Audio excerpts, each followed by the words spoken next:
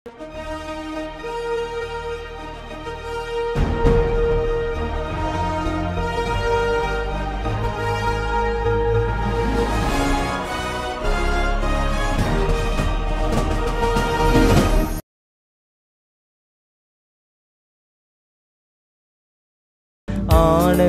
துதி ஒலி கேட்கும், ஆடல் பாடல் சத்தமும் துணிக்கும்.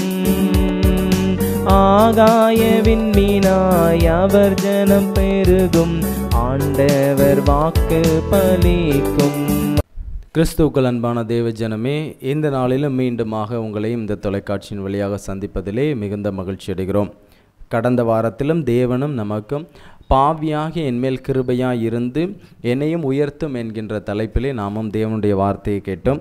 இந்த நாளிலும் இரண்டாவது உவமையாக தேவன் கர்த்தராகிய இயேசு கிறிஸ்துவானவர் அவர் வாயிலிருந்து சொன்ன இன்னொரு உவமையை குறித்து, அதாவது மனம் திரும்புதலுக்கு ஏற்ற ஒரு உவமையை குறித்து எல்லாருக்கும் தெரிந்த ஒரு பகுதியிலிருந்து அவர் சொன்ன காரியம் எப்படிப்பட்ட காரியம், அந்த காரியத்திலிருந்து இயேசு கிறிஸ்துவானவர் நமக்கு கற்றுக் கொடுக்கக்கூடிய அந்த காரியம் என்ன, அதை நாம் எப்படி பயன்படுத்தி கொண்டு தேவனுடைய ஆசீர்வாதத்தை பெற்றுக்கொள்ள போகிறோம் என்பதை குறித்து இன்றும் நாமும் தியானிக்க போகிறோம். லூக்கா எழுதின சுவிசேஷம் 15ஆம் அதிகாரம் 10ஆம் வசனத்திலே, லூக்கா எழுதின சுவிசேஷம் 15ஆம் அதிகாரம் 10ஆம் வசனத்திலே, அதுபோல மனம் திரும்புகிற ஒரு பாவி நிமித்தம் தேவனுடைய தூதருக்கு முன்பாக சந்தோஷம் உண்டாயிருக்கிறது என்று உங்களுக்கு சொல்லுகிறேன் என்றார்.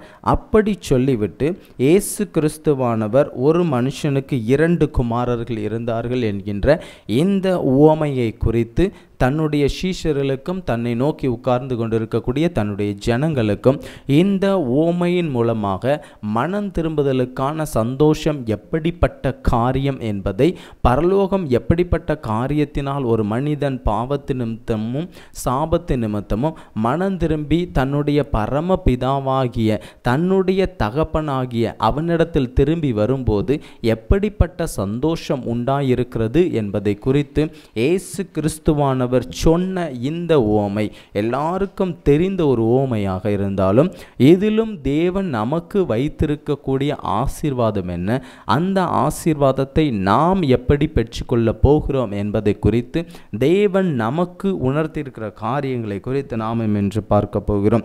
என்னோடு கூட சேர்ந்து வேதத்தை திருப்பிக் கொள்ளுங்கள்.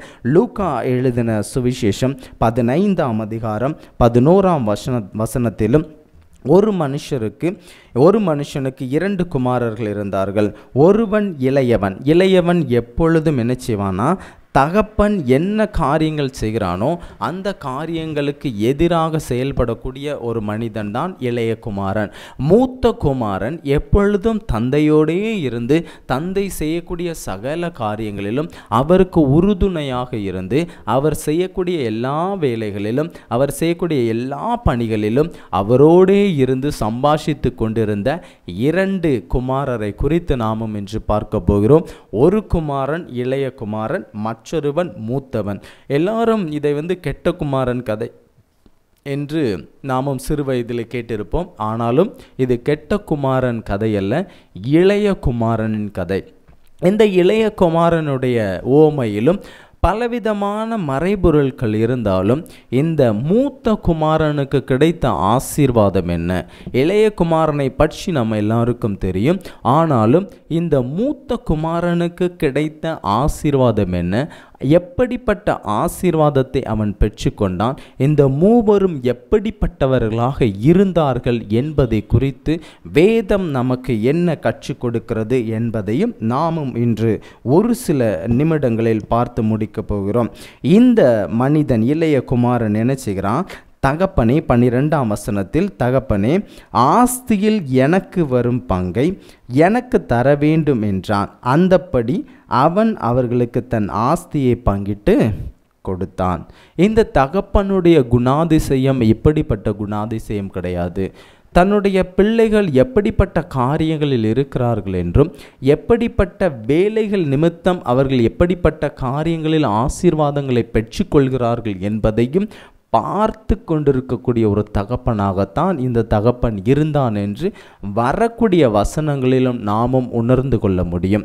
ஆனாலும் இந்த இளைய குமாரனின் விஷயத்தில் இந்த இளைய குமாரன் சொத்தை கேட்கும்போது, ஆஸ்தியை கேட்கும்போது, இந்த தகப்பன் எந்த ஒரு காரியத்திலும் அவனுக்கு மறுப்பு தெரிவிக்காமல், எந்த ஒரு தடையும் அவனுக்கு தெரிவிக்காமல், நேரடியாக தன்னுடைய ஆஸ்தியில் அவனுக்கு வரும் பங்கை பிரித்து தன்னுடைய இளைய குமாரன் கையில் கொடுத்து விடுகிறான்.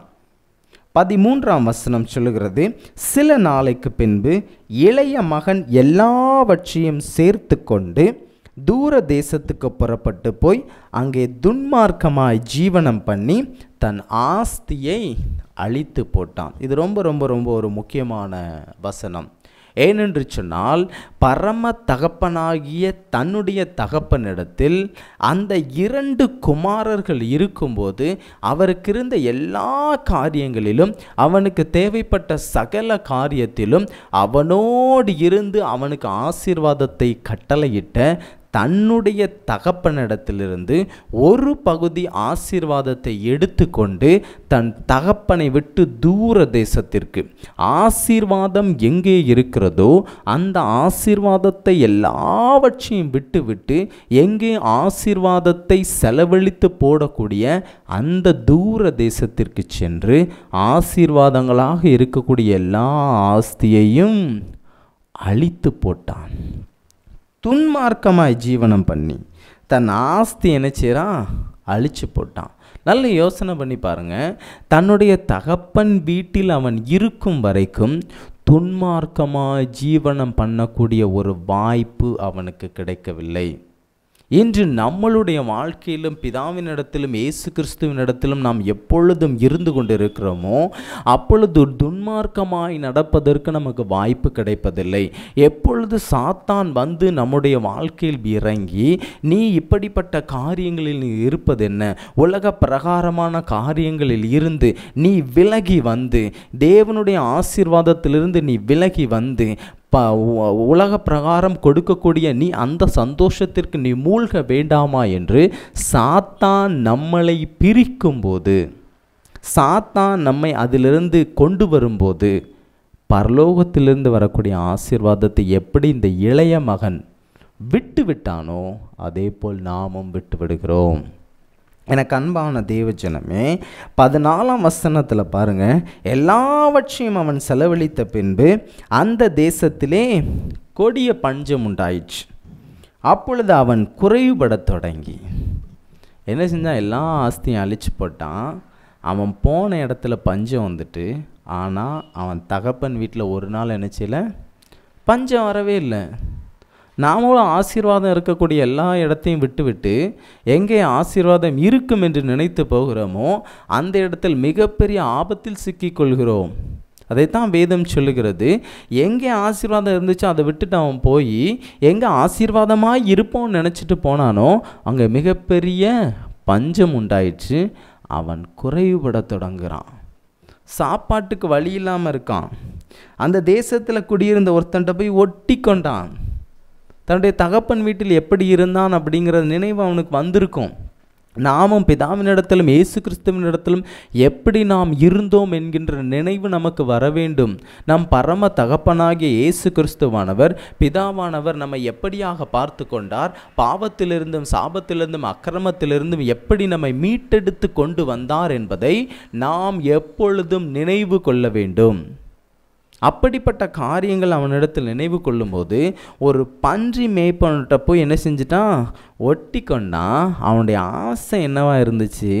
அந்த பன்னிக்கு குடிக்க தவிட நாம் சாப்பிட்டு திருப்தி அடையணும், தன்னுடைய வயிற்றை நிரப்ப ஆசையாக இருந்தான். ஆனால் அவனுக்கு அது என்ன செய்யலை?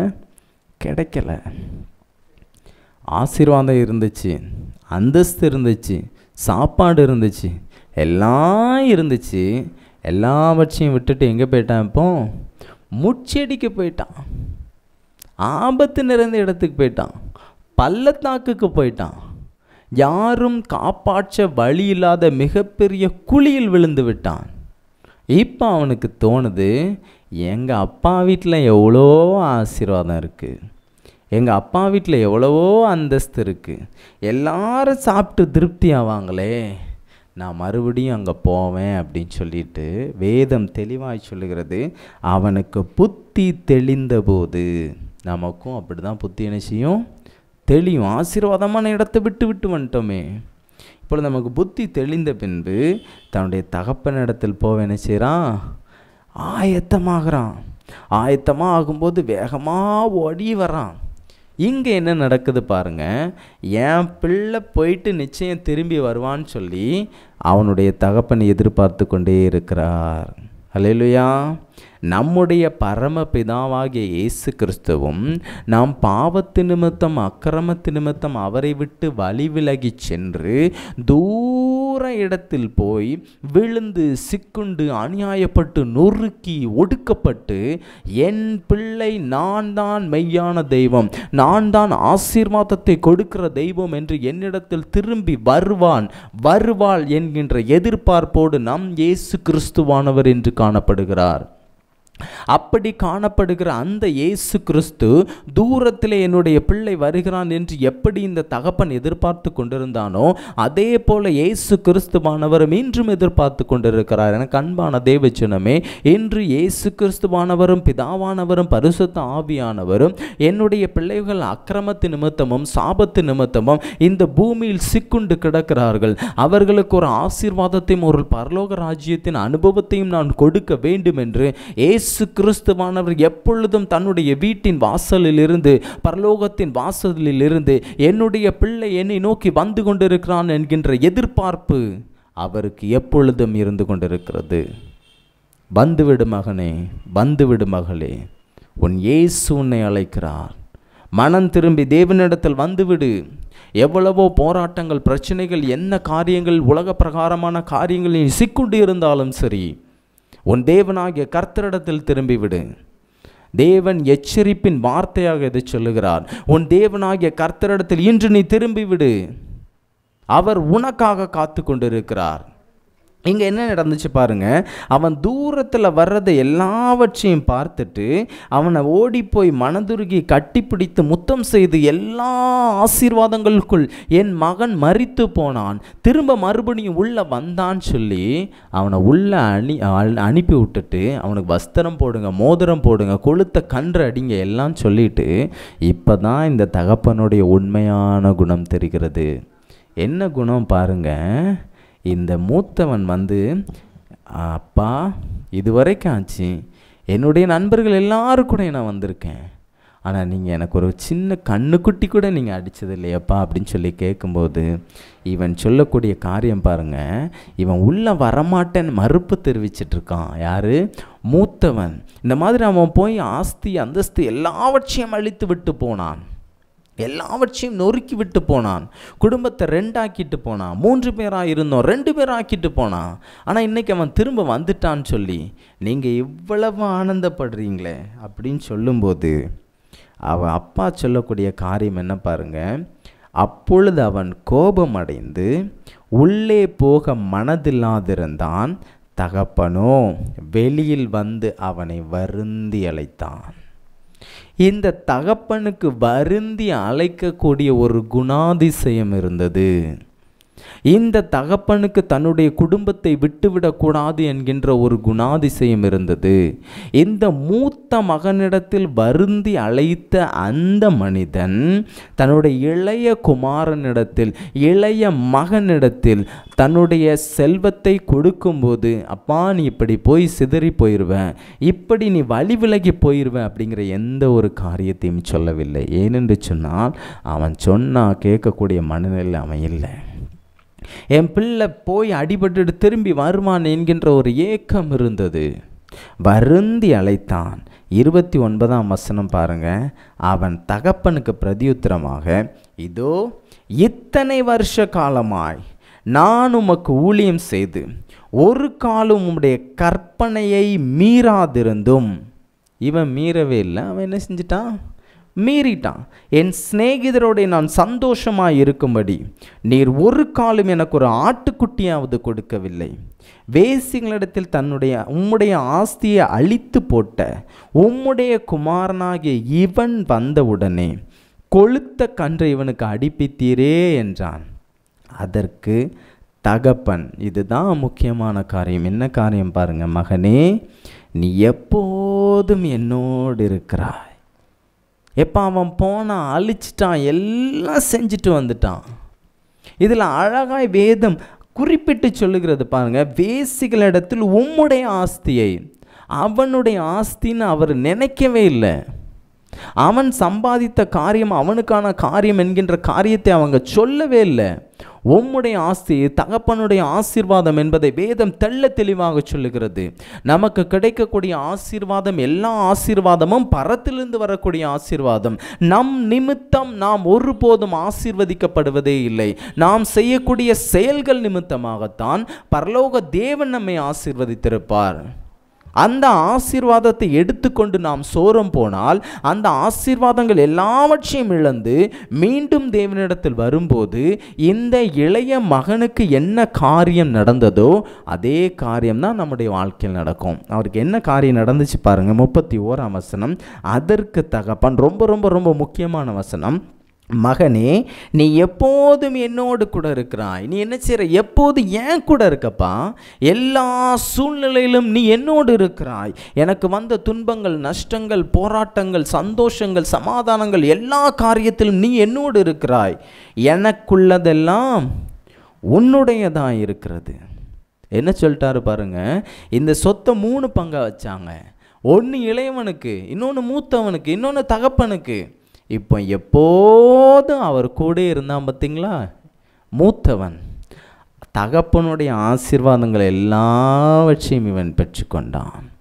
எப்பொழுது இயேசு கிறிஸ்துவோடே நாம் இருக்கிறோமோ, எப்பொழுது அவரோடே நாம் அண்டிக் கொண்டிருக்கிறோமோ, அப்பொழுது தான் அவருக்குரிய ஆசீர்வாதங்கள் எல்லாவற்றையும் நாம் பெற்றுக்கொள்ள முடியும். தேவன் நம்மை ஆசீர்வதித்திருப்பார். அந்த ஆசீர்வாதத்தை நிமித்தம் நாம் தேவனை விட்டு வழி விலகி தூர தேசத்திற்கு சென்றால் மீண்டும் தேவனிடத்தில் வந்து ஒரு ஆளாகத்தான் இருக்க வேண்டுமே தவிர, இந்த மூத்தவன் பெற்றுக்கொண்ட ஆசீர்வாதத்தை போல நாம் ஆசீர்வாதத்தை பெற்றுக்கொள்ள முடியாது. ஆனாலும் இவன் மனம் திரும்பி வந்தது நிமித்தம் ஏற்பட்ட அந்த குடும்பத்தின் சந்தோஷம், நம்முடைய வாழ்க்கையிலும் நாம் மனம் திரும்பி வரும்போது நமக்கும் ஒரு மிகப்பெரிய ஆசீர்வாதம் கிடைக்கும். என அன்பான தேவ ஜனமே, எப்பொழுதும் தேவனோடு இருக்கும்போது, உன் சகோதரனாகிய இவன் மரித்தான், திரும்பவும் உயிர்த்தான், காணாமற் போனான், திரும்பவும் காணப்பட்டான், ஆனபடினாலே நாம் சந்தோஷப்பட்டு மகிழ்ச்சியாயிருக்க வேண்டும் என்று சொன்னான். நம் நிமித்தம் எப்படிப்பட்ட சந்தோஷம், மகிழ்ச்சி உண்டாயிருக்க வேண்டும்? நாம் மனம் திரும்புவதை நிமித்தம் பரலோக ராஜ்யம் சந்தோஷப்படுகிறது. பிரியமான தேவஜனமே, எப்போதும் தேவனோடே இருந்து தேவனை அண்டிக் கொண்டு நாம் இருக்கும்போது அவருக்கான ஆசீர்வாதங்களை நாம் பெற்றுக்கொள்ள முடியும். கர்த்தர் தாமே உங்களை ஆசீர்வதிப்பாராக. ஆமேன்.